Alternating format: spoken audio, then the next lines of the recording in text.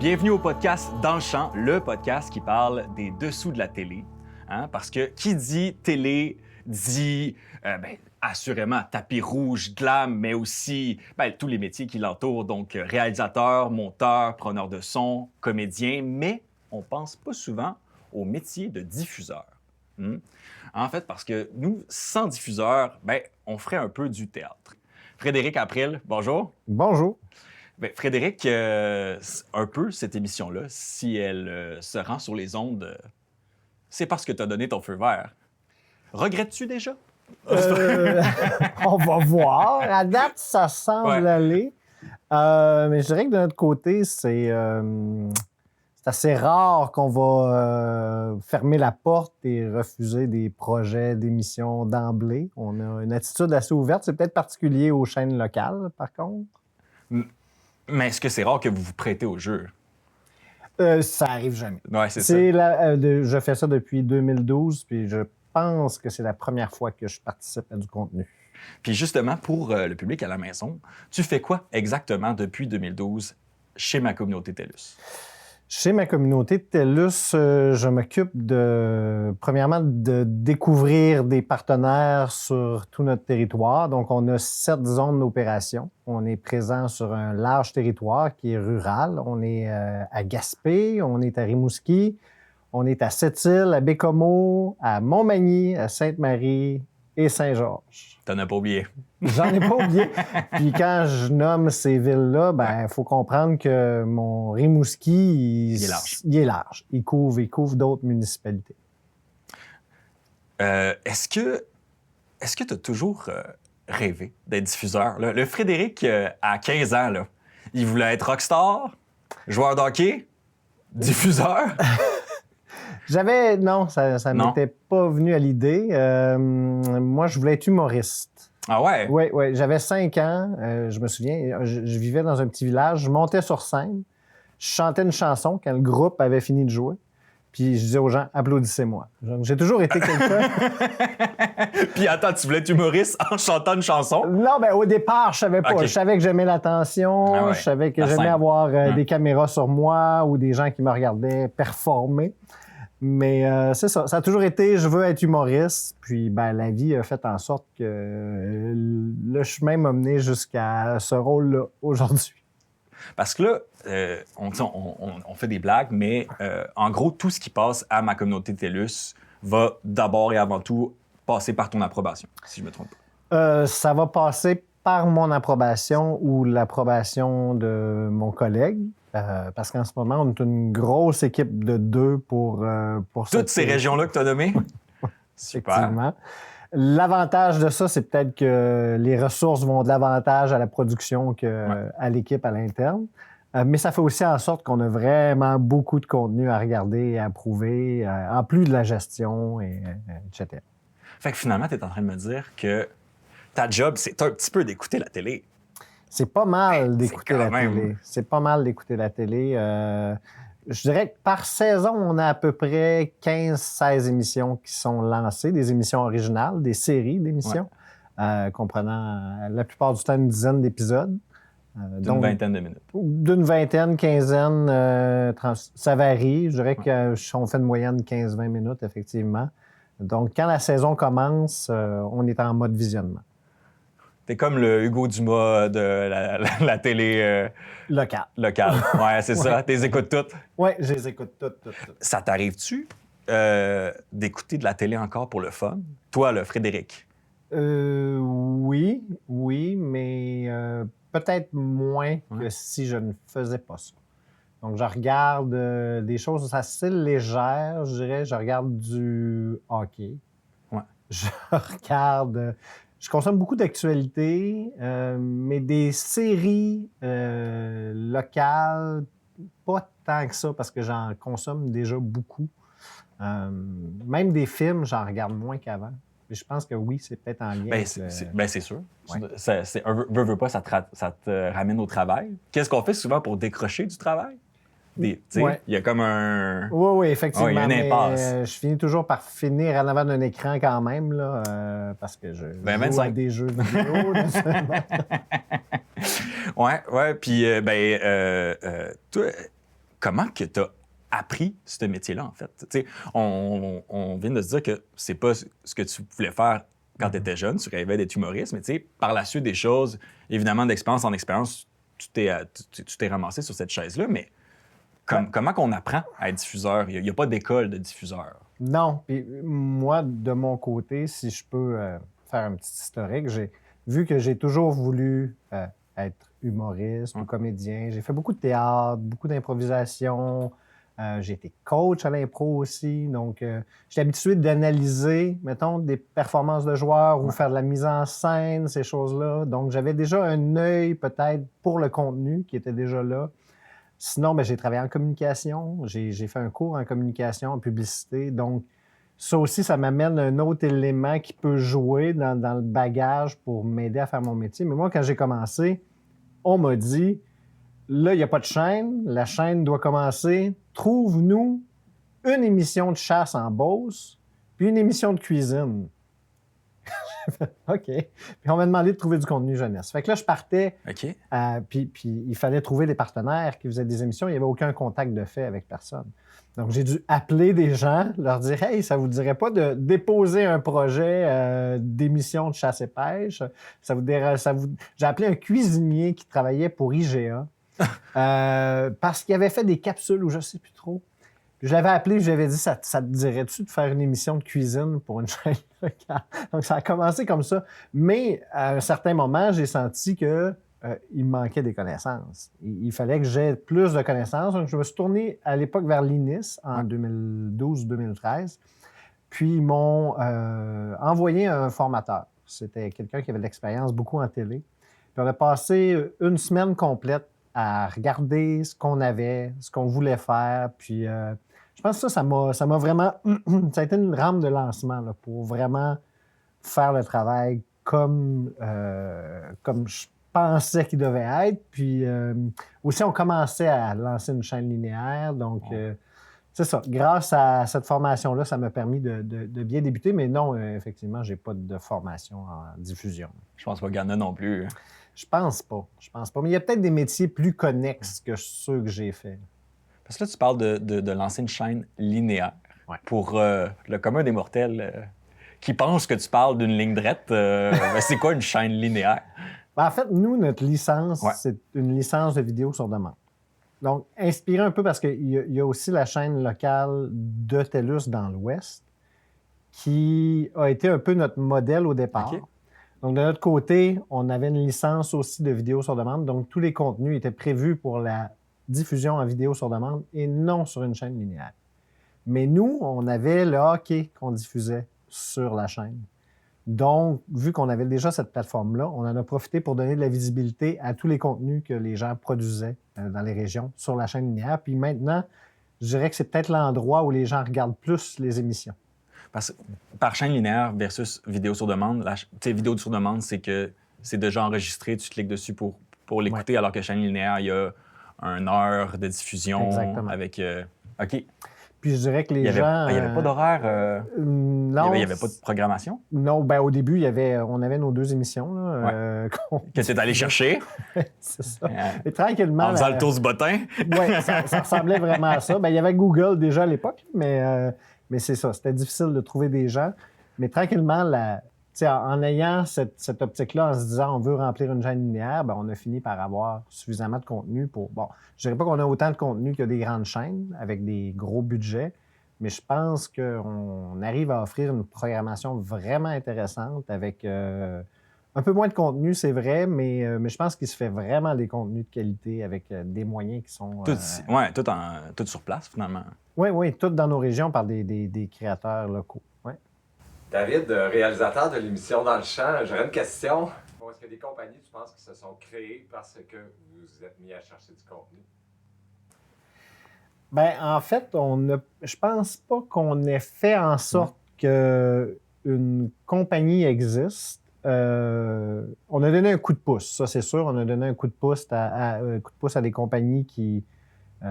soit des fois, il y a des gens qui faisaient beaucoup de corpos, puis il n'y avait plus le goût de faire des corpos, ou en tout cas moins le goût, ils voulaient diversifier leur contenu. Puis ce que j'entends souvent dire, c'est tu me permets de faire ce que j'aime.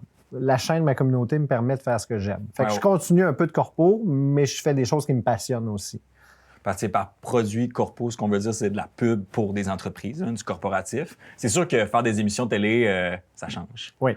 Ça change le mal. C'est peut-être plus d'ouvrage, par contre. Là. Il y a C'est peut-être plus d'ouvrage, mais c'est plus intéressant. Ouais. C'est Peut-être plus aussi gratifiant. ben oui, Ouais. valorisant. Ouais. C'est sûr. Surtout quand tu fais du documentaire, ben, tu peux t'attarder à un sujet qui te tient à cœur. Ouais. Toi, là, tu as commencé en 2012. Oui. Est-ce que tu remarques qu'il y a déjà des choses dans le milieu qui ont changé depuis 2012? Aujourd'hui, on est en 2025, là, à date de cet enregistrement-là. Est-ce qu'il y a des émissions qui ont pu passer en 2012 qui ne passeraient pas aujourd'hui? Ben, je dirais que nous, globalement, parce qu'on travaille souvent avec les mêmes producteurs, les mêmes gens qui créent du contenu, globalement, la qualité de notre contenu s'est améliorée.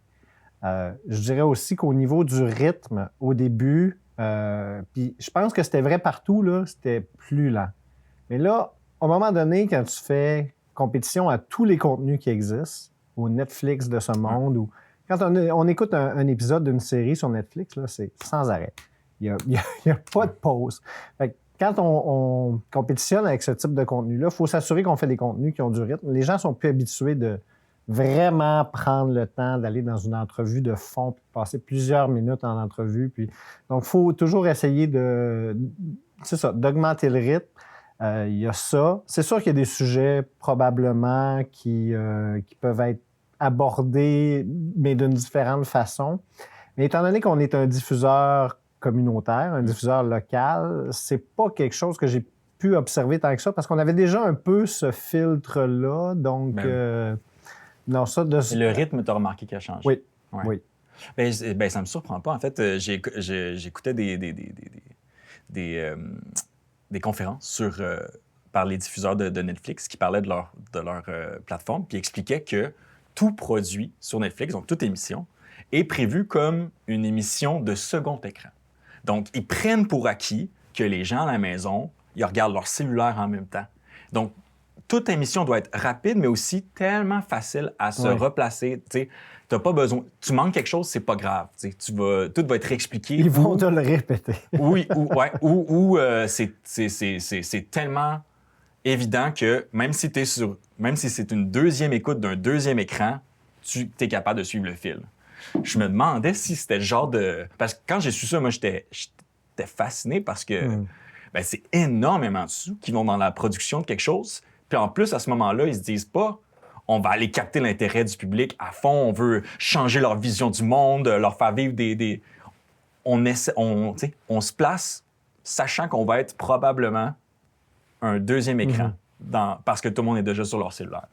On veut juste qu'ils restent là. Ouais. Nous, on n'a peut-être pas cette vision-là.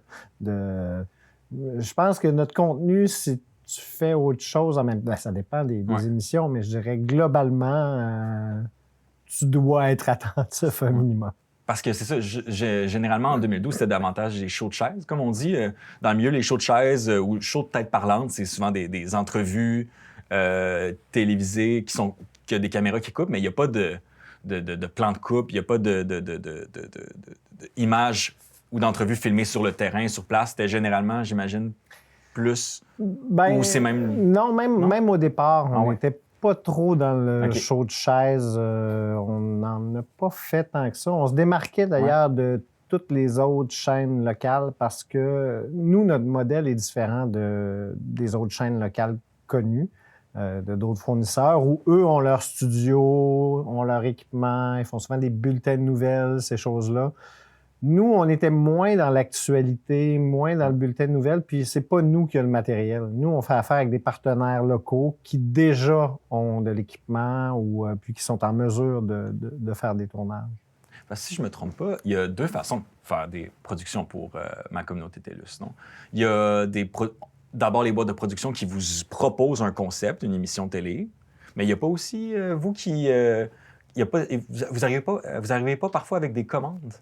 En fait, je dirais qu'on peut partager le contenu en deux catégories. Ouais. Il y a la programmation d'accès, le contenu citoyen. OK. Ça, c'est 50 de notre budget qui est des demandes provenant de la population. Donc, ça peut être une demande provenant de quelqu'un qui fait partie d'une boîte de production, c'est pas un problème, comme ça peut être une demande de monsieur, madame, tout le monde qui veut faire une émission. OK.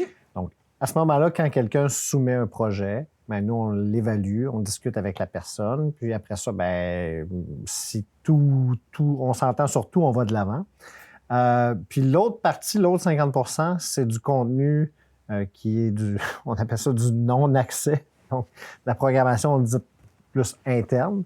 Donc, ça, c'est vraiment plus nous qui avons un contrôle sur cette programmation-là. Mais encore là, cette programmation-là doit être d'intérêt pour les gens de nos régions. Donc, on ne peut pas faire n'importe quoi. Là. On ne peut pas se mettre à traiter de sujets à Montréal ou à... Il faut vraiment aller trouver des sujets d'intérêt pour les gens de nos communautés. C'est ça, puis c'est toujours des sujets d'intérêt dans les communautés que vous desservez. Exactement. Donc, la fameuse liste de toutes les municipalités que vous desservez, bien, on cherche des productions dans ces places-là. Exactement, oui. Parce que, dans le fond, les sous de la chaîne communautaire, c'est des sous qui sont destinés à la programmation locale. Donc, nous, le CRTC, nous laisse utiliser ces sous-là, mais dans le fond, c'est la chaîne des gens. C'est pas la chaîne de TELUS. C'est la chaîne des gens. Donc, nous, on fait de la programmation qui est d'intérêt pour eux. Bien justement, les gens, votre public, c'est comment que vous entretenez le lien avec? Est-ce que vous faites parfois, pour savoir si une émission fonctionne ou est appréciée chez vos téléspectateurs, est-ce que vous faites des focus group? Est-ce que vous prenez les commentaires / courriels des gens? Est-ce que vous fiez plus au nombre de visionnements? Comment est-ce que ma communauté évalue l'intérêt d'un public envers une émission? Je dirais que le principal point, c'est le nombre de visionnements. Ouais. Ça, on peut voir le nombre de visionnements, on peut le voir sur Internet, on peut le voir sur la chaîne linéaire, puis on peut le voir en sur-demande.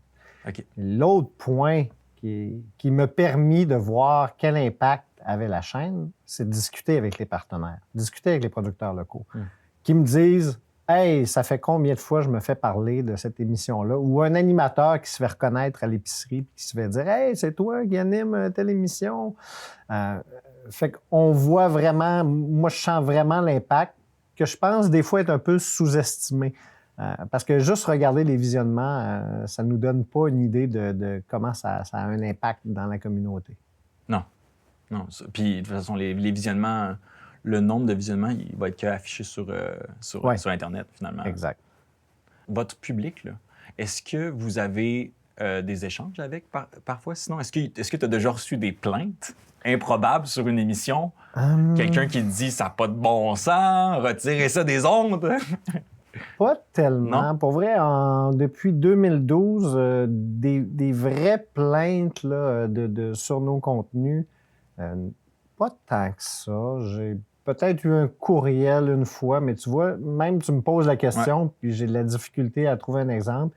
Il y a peut-être eu plus des situations où une personne avait décidé de participer à une émission, puis finalement, la personne a dit « Sais-tu quoi, je suis pas à l'aise d'être dans cette émission-là. » Ou différentes situations où une personne de la famille a dit « Ouais, mais là, il a dit ça serait-tu possible de l'enlever? » Après que ce soit diffusé. Oui, après que ce soit diffusé, mais tu sais, nous, notre but, c'est pas de créer de la controverse, pas de rendre les gens mal à l'aise, Fait que dans ce temps-là, il n'y a pas de... On se bat pas avec les gens, là. Si des gens nous demandent de retirer, ben avec l'accord du producteur, habituellement, on fait juste retirer le contenu. Mais des plaintes sur notre contenu, j'en ai pas vraiment vu. Puis les personnes qui demandent de retirer le contenu, ça arrive souvent? Très rare. Très rare. Il y a peut-être eu 3 occasions. En 13 ans? Oui. OK. Tu sais, tu dois recevoir quand même pas mal de pitch de boîtes de production qui te proposent une émission télé qu'ils aimeraient faire pour ma communauté. Oui, mais pas tant que ça. Pas assez. Non, je dirais pas assez. Mais souvent, il y a des partenaires qui sont là, qui reviennent, qui proposent d'autres projets. Fait qu'on on est quand même bien ancré, je pense, dans les différentes communautés où on est présent. Puis les gens qui font de la vidéo ou qui sont proches des gens qui font de la vidéo savent qu'on existe. De temps en temps, dans une région, je vois « il y a quelqu'un qui arrive, qui n'avait jamais participé, qui propose ce service. » Mais on n'est pas inondé de demandes pour faire des émissions. Même, je te dirais que dans des régions, il faut faire un effort pour trouver des gens qui... Tu trouves ça comment, des gens qui font des émissions? Ah, faut... C'est ça, hein? Ben, il y a le bouche à oreille. Ouais. Donc, les gens en parlent à d'autres. Puis sinon, ben, bonne vieille méthode de Google, Facebook, puis trouver quelqu'un. Puis là, tu vois quelqu'un a fait des capsules ou a fait... puis tu approches cette personne-là, puis tu lui proposes... ça te tente-tu de faire une émission? Puis souvent, les gens vont voir ça un petit peu, un petit peu gros, mais souvent, on commence lentement. Un producteur qui a jamais fait d'émission, ben, on commence doucement, puis on commence par un concept simple. Ouais. Puis une fois qu'on a passé ce step-là, ben, après ça, ben, on peut aller plus loin. Puis c'est ça qui est merveilleux avec la chaîne, parce que il y a des gens qui ont commencé à faire des émissions. J'ai vu le résultat de ce qu'ils avaient fait, mais j'étais comme, ouais, on peut aller plus loin. Ouais. Puis je regarde la différence entre ce qu'ils ont fait là 6 ans puis ce qu'ils font maintenant. Puis tu fais comme, OK, on est ailleurs, on est vraiment à un autre niveau. Y a-tu t'as-tu des exemples en tête de personnes ou de compagnies que tu sais qu'en leur donnant une chance à ce moment-là, ben d'abord, tu as probablement changé leur vie, mais aussi tu t'es trouvé un nouveau partenaire ou une nouvelle... Oui, bien, comme je le mentionnais tantôt, il y a des gens qui faisaient juste des vidéos corpo puis qui cherchaient des clients qui se sont mis à être... T'as changé complètement, d'une certaine façon, la vocation de son entreprise. Oui, il y a des gens qui m'ont dit, moi, j'en fais plus. J'en fais plus de corpo. Je fais juste des émissions sur la chaîne, des petits contrats par-ci, par-là, mais très peu. Puis pour eux, ça suffit. Puis oui, ça change la nature de ce qu'ils font. Ben oui. Mais toi, tu donnes à recevoir.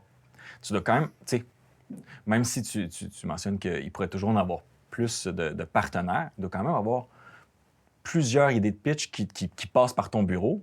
T'as-tu un exemple d'un pitch d'émission télé ben, soit très, très, très surprenant, absurde, comique, quelque chose qui t'a marqué? Tu as vu ça arriver sur papier et tu t'es demandé comment ils vont faire? Ben, en fait, je commençais en plus. Ah ouais? Hein? Fait que là, j'étais pas encore tout à fait installé dans mes choses. Je comprenais pas tant que ça encore mon mandat. J'étais pas encore... je savais pas c'était quoi les limites. On m'avait proposé quelque chose d'enquête paranormale, le genre avec des enregistreuses, là, puis dans un lieu hanté pour essayer de capter des EVP, là, des Electronic Oui, Voice je vois très bien c'est quoi. C'était pas inintéressant. Puis peut-être que maintenant, puis souvent c'est ça, c'est le début d'une discussion, une demande. Ouais. Quelqu'un fait une demande, puis on parle avec la personne, puis on dit « Ah ouais, peut-être qu'on pourrait faire ça comme ça », puis souvent, le but, c'est de faire en sorte qu'une demande qui pourrait paraître non réaliste, ben, peut devenir réaliste, puis peut devenir même une excellente émission. Si on traite d'une émission de paranormal, puis qu'on interviewe des gens qui étudient ce phénomène-là de manière sociologique, nous expliquent pourquoi les gens croient ça, ou puis comprendre une multitude de points de vue puis de croyances, ben, on peut avoir quelque chose qui est plus documentaire. T'sais, au lieu d'avoir juste on est là puis on enregistre des sons, ben on a quelque chose qui nous explique le phénomène en même temps. Puis là, on touche plein de gens même. Mais là, t'as eu quoi? J'ai eu rien. Est-ce qu'il y a eu un fantôme, finalement? Non, zéro fantôme, zéro émission. Puis, l'émission n'a pas eu lieu non plus? Non, l'émission n'a pas eu lieu. Parce qu'il n'y a pas de fantôme. Pas de fantôme, pas d'émission. Écoute, je suis pas prêt à dire qu'il n'y a pas de fantôme. Je peux pas dire ça. Non, mais qui ont été enregistrés. non, c'est ça, mais non. On le spécifie en TELUS, c'est pas en train de dire qu'il n'existe pas de fantôme. Très important. Très important. Mais tu sais, t'avais reçu l'idée, ça veut dire, sur papier, puis... Oui. Est-ce qu'il y a eu des tentatives d'un premier démo, un premier tournage, ou... Bon, on a discuté, puis là, il y avait des trucs de droit d'auteur aussi en même temps, puis finalement, on n'a pas insisté, ils n'ont pas insisté, puis c'est comme mort là-dessus. Puis avec du recul? Avec du recul, je l'aborderais comme ça. Avec l'expérience, je l'aborderais comme ça. Je l'aborderais comme... on peut le faire, mais moi, je pense qu'on peut traiter de tous les sujets, mais tout dépend de l'angle, tout dépend de comment on le fait. Tout se fait, mais il faut le faire bien. Puis sur une télé locale, encore plus. T'as-tu un souvenir d'une émission que tu as diffusée, puis après cette émission-là, ou au regard aujourd'hui de ton expérience, tu aurais soit conseillé différemment les producteurs ou peut-être justement l'angle? Il y a eu des ratés, là, dans le sens qu'il y a eu des émissions qui étaient peut-être pas à la hauteur de ce qui aurait pu être, mais je suis pas prêt à dire que je ferais les choses différemment, parce que souvent, ce qui arrive, c'est le clash entre ma vision, leur vision, puis ce qui est réaliste aussi dans leur vision. Donc, des fois, on pense qu'un projet va tourner d'une façon, puis finalement, on se retrouve avec quelque chose de complètement différent. Des fois, c'est bon. Des fois, on fait comme « wow, je m'attendais pas à ça, wow ». Des fois, on fait comme « moi, je m'attendais pas à ça ». C'est peut-être, oui, mais non, de dire que j'aurais traité différemment, non, parce que on laisse beaucoup de liberté aussi aux créateurs. Donc, c'est pas tant à moi, surtout dans le contenu citoyen. Toi, en tant que diffuseur, surtout sur le contenu citoyen, tu te permets pas de proposer des twists créatifs ou... Ben, on se permet... Nous, on connaît les gens qui regardent la chaîne. Ouais. On connaît nos localités. Je commence à connaître ce qui marche moins. Moi, je ne demanderai jamais à un créateur de contenu local qui fait de la programmation d'accès de changer son contenu pour me faire plaisir. C'est vraiment pas ça. Mais c'est sûr que si quelqu'un me propose un projet, je vais vouloir, puis lui aussi va vouloir qu'on bonifie ça. Ben oui. Pour que les gens le regardent, pour que ce soit... aussi, là, le projet commence à t'intéresser. Mais c'est là que je me demande. Parce que, mettons là, qu'on parle de la fameuse émission de chasse là, en Beauce, le projet commence à t'intéresser, puis là, boum, t'as une idée de twist, tu sais. Et si c'était pas les humains qui chassaient les animaux, mais les animaux qui chassent les humains? Non, OK, mais je comprends. Non, mais tu sais, c'est pas... c'est pas réellement ça. Mais, tu sais, mettons que t'as une idée d'une twist qui peut bonifier. Ouais. Est-ce que tu vas être à l'aise de le proposer ou justement parce que t'as pas envie de marcher sur les pieds de personne? Tu sais, comment tu joues à travers ce rôle-là, toi? Bien, c'est une discussion. C'est sûr que je ne m'empêcherai pas de le dire si jamais je vois que peut-être ça pourrait améliorer l'émission, mais au final, je n'ai pas le dernier mot.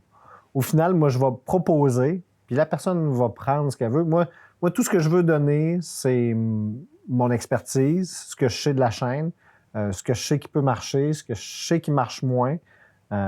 Puis souvent, le but, c'est de faire rayonner le local, mais que ce soit exportable. C'est qu'on fasse des émissions locales, mais qui sont regardées, parce que nous, on a une chaîne linéaire pour toutes nos régions. Donc, si on fait une émission à Rimouski, il faut qu'elle soit intéressante à Sainte-Marie. S'il y a une émission à Sainte-Marie, il faut qu'elle soit intéressante à Sept-Îles.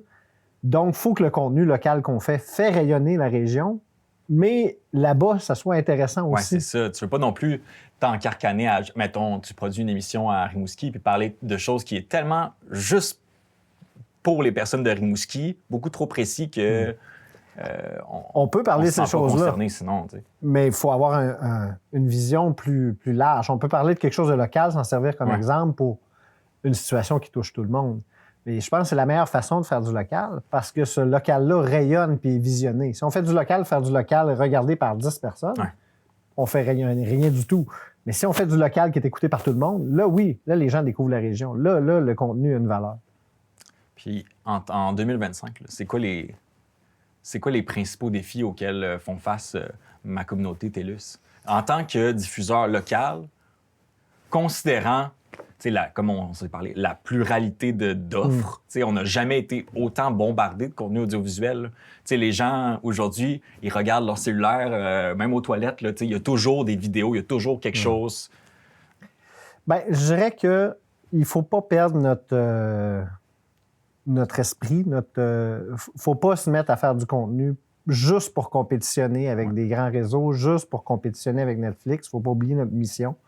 Mais c'est sûr qu'il faut que notre contenu soit de qualité si on veut qu'il soit visionné. C'est sûr que notre contenu, il faut qu'il y ait du rythme pour être regardé, mais on n'est pas Netflix, on n'est pas Radio-Can, on n'a pas ces budgets-là. Donc, je dirais que le plus gros défi pour la chaîne, c'est d'essayer de faire des contenus qui sont de qualité qui peut compétitionner avec ces contenus-là.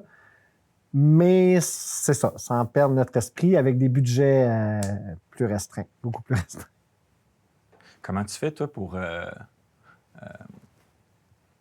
comment tu fais pour jongler à travers cette réalité-là, en plus que la télé câblée connaît pas le même sort qu'il y a 30 ans. Je veux dire, il y a une pluralité de services aujourd'hui. Tu sais. Il y a une descente de la télé traditionnelle. Comment un joueur local peut trouver sa place à travers ça? Bien, c'est drôle, hein, parce que nous, notre contenu est disponible. Pratiquement tous nos contenus, pas tout, mais presque tous nos contenus sont disponibles en ligne sur YouTube. Ouais. Puis quand je regarde qui regarde les émissions, ben, on a des gens partout dans le monde. On a des gens en Belgique, en Afrique, dans tout le Québec aussi, naturellement. Puis, ben, c'est sûr que TELUS, on a aussi d'autres plateformes que la chaîne linéaire. On a TELUS TV+,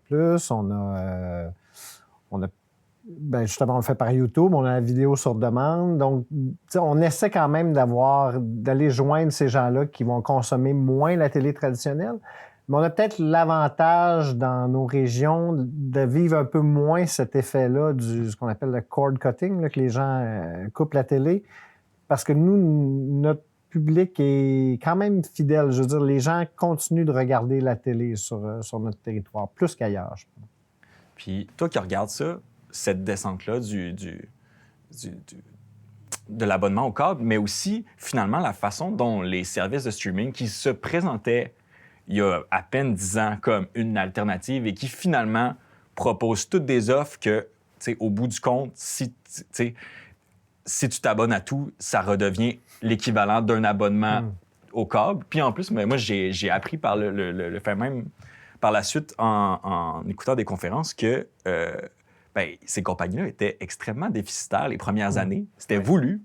Ils se sont dit, on va proposer du contenu à 9,99 qui nous a coûté beaucoup plus cher que ça. On va être extrêmement déficitaire pendant 5-10 ans, mais on va tellement tuer notre compétition, qui est à ce moment-là la télé câblée, qu'on va par la suite pouvoir remonter les prix, puis c'est ce qui se passe en ce moment. En fait, je me demande, est-ce que tu remarques un retour, justement? Est-ce que les gens... Un retour au câble? Est-ce que les gens se demandent quelle alternative prendre maintenant, voyant que ça finit par coûter...